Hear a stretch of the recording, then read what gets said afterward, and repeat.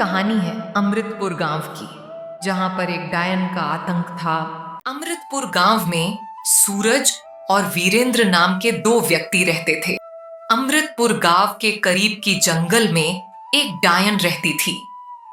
गांव के बहुत से लोग उसे जंगल में गायब हो चुके थे। सूरज और मीनाक्षी इस जंगल से गुजर रहे थे। हम शॉर्टकट रास्ते से जा रहे हैं। ये जंगल बड़ा ही डरावना था। चाचा का बेटा इसी जंगल में गया था और आज तक नहीं मिला। तुम तो वैसे भी 9 महीने शहर में बिताते हो और 3 महीने गांव में बिताते हो। तुम्हें क्या पता गांव में क्या चल रहा है। गांव में फिरते रहते हो, कितनी बार कहा है तुझे कि मेरे साथ शहर आ जा, लेकिन तू ये गवारों वाली जिंदगी छोड़ना ही नहीं चाहता। तभी अचानक देखते ही देखते चारों ओर धुआं छा गया। ठीक सुनकर सूरज बुरी तरह से डर गया और बेहद घबराकर वहां से भागने लगा।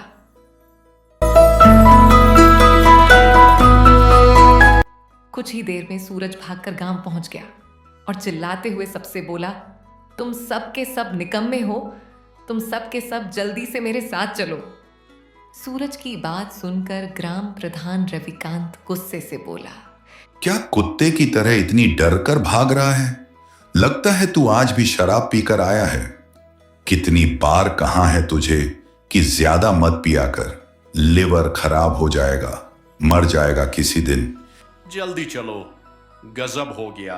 मैं भाई को बस स्टैंड लेने गया था और लौटते हुए हम इस जंगल से गुजर रहे थे। जंगल में वो डायन रहती है। अचानक चारों ओर थोड़ा थोड़ा धुआं सा छा गया और तभी मेरे कानों में डायन की आवाज टकराई।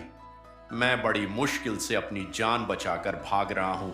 अपने जिगरी दोस्त को, जिसे तू अपना गुरु मानता है, उसे अकेला छोड़कर भाग गया और हम सब गांव वालों को निकम्मा बोल रहा है। अरे तो क्या करता, मैं भी उसके समय का शिकार हो गया होता। अगर मैं तेरी जगह होता, मैं अपने दोस्त का साथ कभी नहीं छोड़ता, भले ही मुझे उसके लिए अपनी जान देनी पड़ती।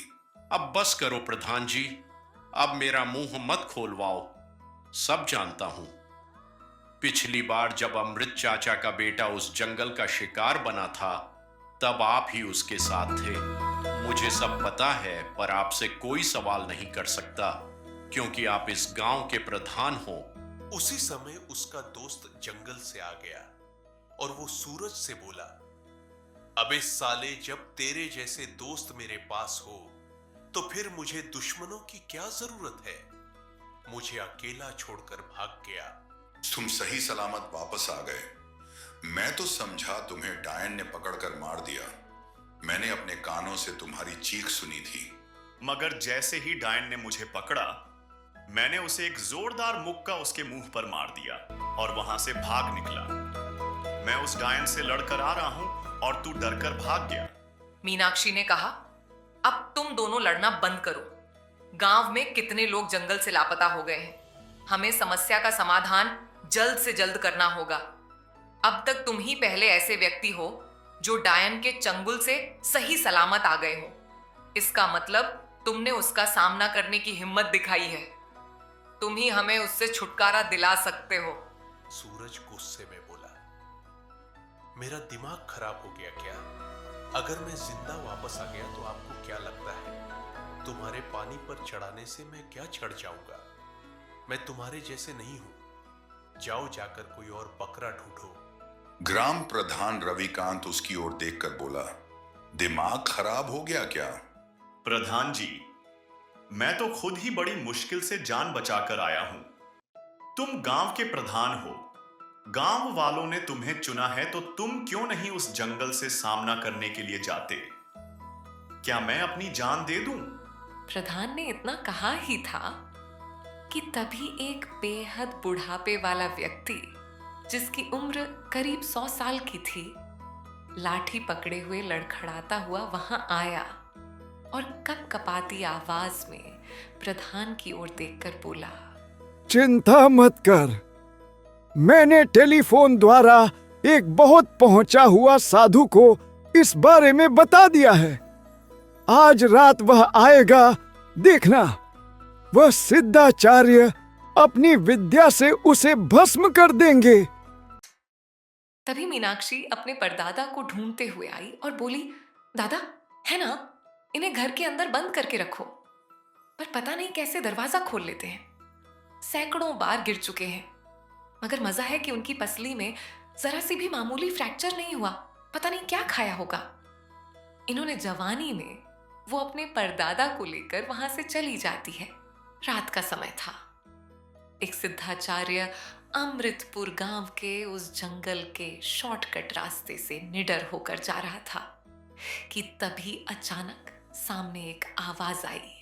अब तेरा अंतिम समय आ गया है, क्योंकि मैं तुझे अपने शक्ति से भस्म कर दूंगी। सिद्धाचार्य बोलता है, तू मेरा कुछ नहीं कर पाएगी। मैं तुझे अभी भस्म कर देता हूं। ओम क्लीं चामुंडा नमः।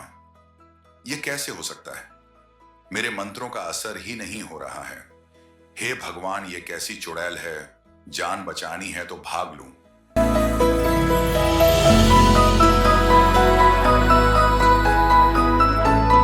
अगले दिन सिद्धाचार्य की जब आंख खुली तो उसे गांव का प्रधान और सारे लोग सिद्धाचार्य को घेरे हुए बैठे मिले। उसी में से एक आदमी बोला, तुम तो हमें मुक्ति दिलाने आए थे, क्या हुआ? तुमने चुड़ैल को खत्म कर दिया, बताओ। सिद्धाचार्य ने कहा, वह डायन उम्मीद से ज्यादा ताकतवर निकली। मेरे मंत्रों का उस पर कुछ भी असर नहीं हुआ। बाबा जी, आप ही कुछ कीजिए।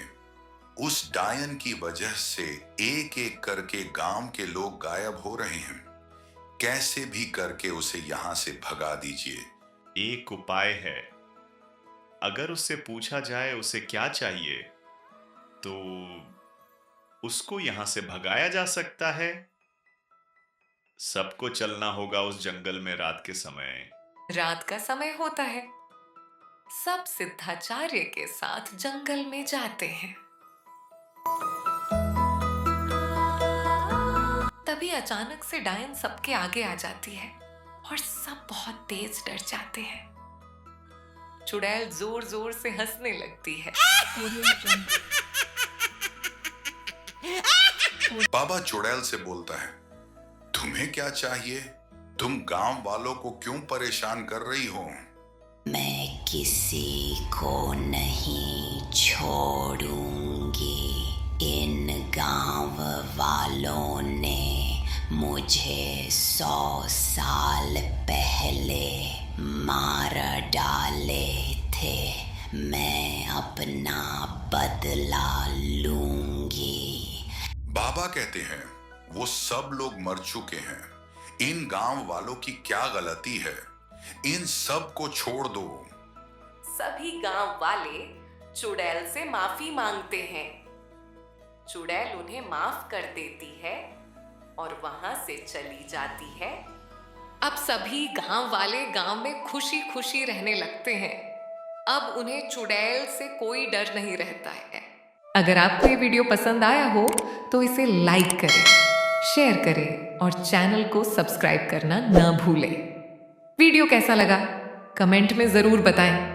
अगली बार मिलते हैं एक नई कहानी के साथ।